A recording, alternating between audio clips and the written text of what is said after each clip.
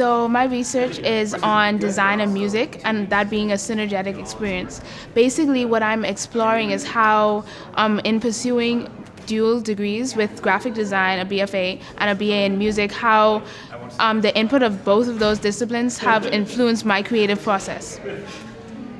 I am looking at whether gender role beliefs have any relationship with the quality of intercultural relationships and also the willingness to engage in those intercultural relationships within singles versus couples. So I haven't completely analyzed my data yet, but so far what we found is that there is a difference between willingness and actuality. So it seems like singles are very open and willing to cross cultural boundaries when dating. However, when we look at the couples data, we see that a lot of them are in relationships that are very similar to their own cultural backgrounds. So this just tells us a little bit about the kinds of people that we engage in relationships with. So it talks a little bit about the proximity and the homophily principle in stating that we tend to enter relationships with people that are in our physical social network, and we tend to be attracted to people who are more familiar to us. This project, the Boricua Dialogues, is investigating the notion of what it means to be Puerto Rican through street photography and interviews with Puerto Rican individuals. Okay, so my research presentation is a comparative analysis of two texts. They're both 17th century texts, Henry V by Shakespeare and also Orinoco by Aphra Behn, and I'm looking at national identity in the two texts. So my research is titled The Adventist Musician Experience because I'm doing a phenomenological study on the experience of professional, classically trained Adventist musicians. So I've been doing interviews with several different classical musicians that are identified as Adventists, and I've been asking them a set of questions that include both some biographical and questions about their background with music as well as their faith. And then I'm looking especially at their experience as an Adventist within the wider classical music community, if they've experienced any obstacles or challenges there, as well as advantages and opportunities. And then also their experience as a professional musician within the community of the Adventist Church, and what that experience has been like.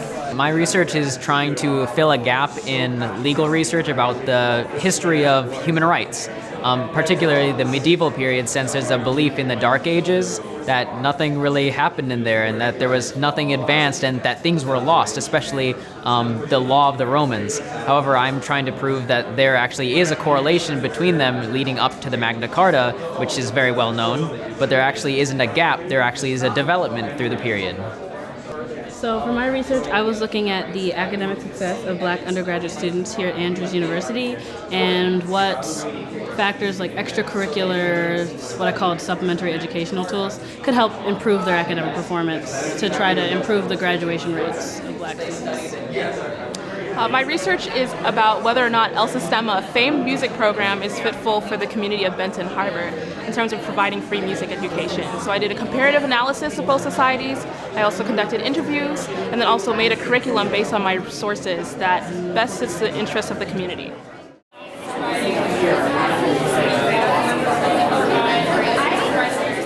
Dr. Bailey, thank you so much for all of the time and investment that you've put into me while I've been a student here at Andrews. Research for me at Andrews has probably been one of the top 3 things that has made my college career so enjoyable here at Andrews. Thank you, Dr. Reiner, for everything. I know you're really busy, but you take time for each of your students, and I really appreciate that. For Dr. Bailey, thank you so much for taking this project on with me and just like helping not just mentor me, but also help me like put the project together in a way that makes sense, and just like being an amazing mentor since I have no idea what I'm doing. And yeah, just being willing to like give me advice, not just about this, but like helping me like broaden my horizon. So thank you. Thank you, Dr. Pittman. Not only with this project, but for all your mentorship from my freshman year to where I am today. And Dr. Alberg, thank you so much for all that you've done for me and so many other students. You are so amazing and you give so much time to all of your research mentors, all of your research students, and we all appreciate you immensely. Thank you. Dr. Stephanie Carpenter, she has been amazing and both helped me to grow while also allowing me to do my own thing, but she's also been there as a great character. She's been funny, she's been entertaining, but also very, very helpful in both school and in life. Dr. Matiko, thank you so much for working on me with this. I know it was a hassle. I know we had our ups and downs with it, but I just want to really thank you for sticking through with it and sticking by my side. Thank you, Professor Ferreira, for being open-minded and very intentional about helping me with this project. It is beyond words, and it's doing more than what we see. So thank you. Dr. Summerskills, I really appreciate all the opportunities that you've given me. I feel like I've really grown as a person and a researcher due to your mentorship. So thank you. I would love to say thank you to both of them. They've helped me so much as growing as a student and as a researcher and helped prepare me for grad school. So thanks.